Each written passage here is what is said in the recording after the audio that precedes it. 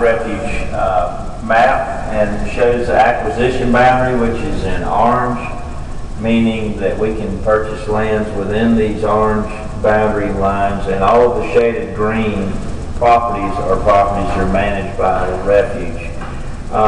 Just to kind of reference the location of this visitor center and other features on the refuge, the new Environmental Education Center is located on Highway 701, adjacent to Yohanna Lake in Georgetown County. It's approximately 20 miles north of Georgetown and 15 miles south of Conway, and you just take Highway 701, and as soon as you cross the PD and Yohanna Lake bridges, we're immediately on the left if you're coming from Conway, and on the right just before the bridges if you're coming from Georgetown. The visitor center overlooks Bull Island, which is one of our largest parcels in the refuge. It's 4,600 acres. As a crow flies, we're not very far at all from Merle's Inlet. Obviously, the road systems require you to drive down to Georgetown and back, or up into Conway and back. But we do have a dock out in front where people can come by boat. And there's a number of public boat landings, including Waccamaw Marina and the Reserve Marina and Bucksport Marina, where you can actually come by boat, and it'll be a short boat drive coming through Bull Creek and over to our visitor center. Approximately 23,000 acres are under management now by the refuge, and we hope you'll come visit and see our new visitor center. One of our newest features for the refuge is the Cox Ferry Lake Recreation Area, and it is located up in the upper quadrant of the refuge acquisition boundary. It is very close to 544, and to access the site you take Jackson Bluff Road, and it'll bring you into a parking area, and we have 3.5 miles of nature trails that lead all the way down to the river. We've got interpretive signs, a boardwalk, and a weather shelter, and several kiosks. So it offers a great opportunity up around Conway to get out in the woods and see some of the refuge. Our new facility has a multi-purpose room that we use for meetings and for environmental education programs, and we have it set up so that we can move chairs and tables and do a number of different functions with this room.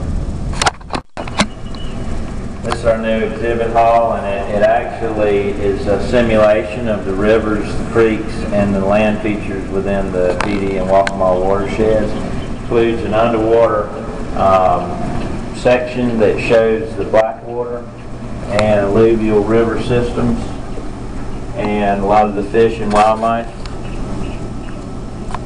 that are within it. Yeah. We've got shadow boxes on the floors, and then a whole host of wildlife that are endemic to the area, including black bears, swallowtail kites, various reptiles and mammals other mammals that are located within the refuge.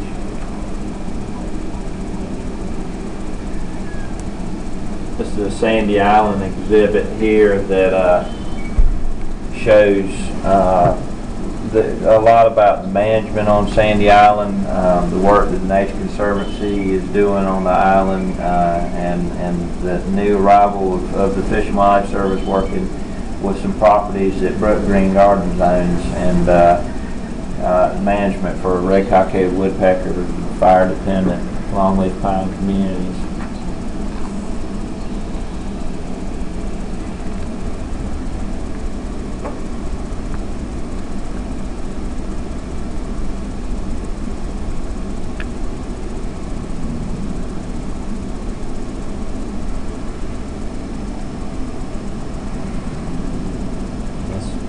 One of our most proud exhibits here is one of the exhibits we're most proud of is the rice field exhibit.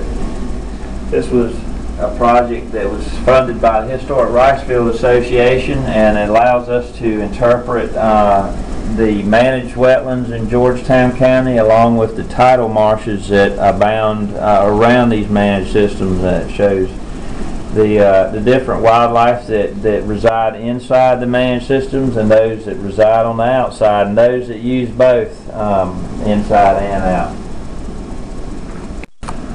One of the things, features of the rice field exhibit that we're very proud of is this rice trunk model. It was built by a local person, Jim Lee, who has built many of these into full scale, and he built this just exactly the way that the trunks were designed. And this model shows how the water flows in and out of this rice trunk and is used to manage water levels inside the rice fields.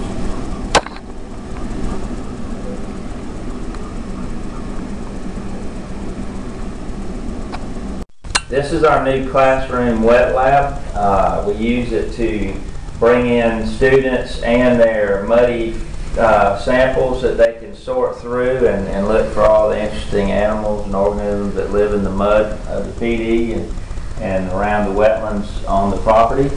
Got a smart board that we use for teaching various programs, and we have a lot of kids coming in here and having a good time after they've been out in the field, and we've got microscopes and the whole 9 yards for doing all of our interpretive programs.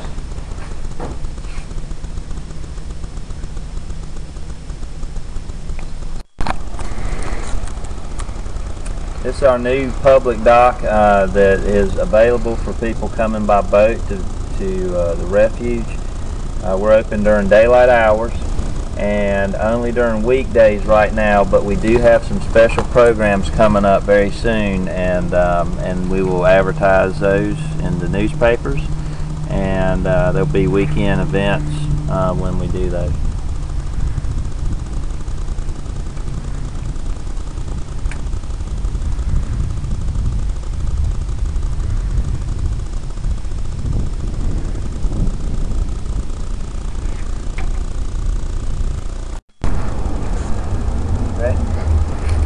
Our new center is located overlooking the PD River and Johanna Lake on the bluff known as Johanna Bluff, or the Great Bluff.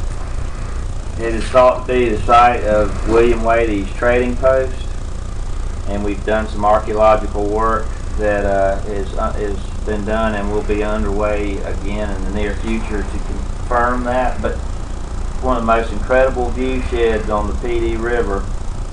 So much so that during construction, a lot of the construction workers spent their afternoons looking down the river, and it reminded me of the many thousands of years that people have probably been standing on this bluff and admiring this great river. Our new visitor center is located here at Johanna Bluff. And Johanna is a Native American term for Great Bluff. It was located, it was potentially or possibly the site of William Wade's trading post. We did an archaeological dig before we built the visitor center, and we found plantation houses and plantation buildings that dated back to the time frame when William Wade had his trading post.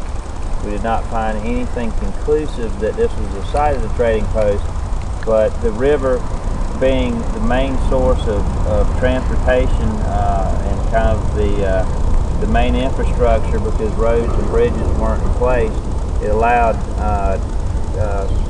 Native Americans to come down river with furs to trade, and this would have been a perfect location.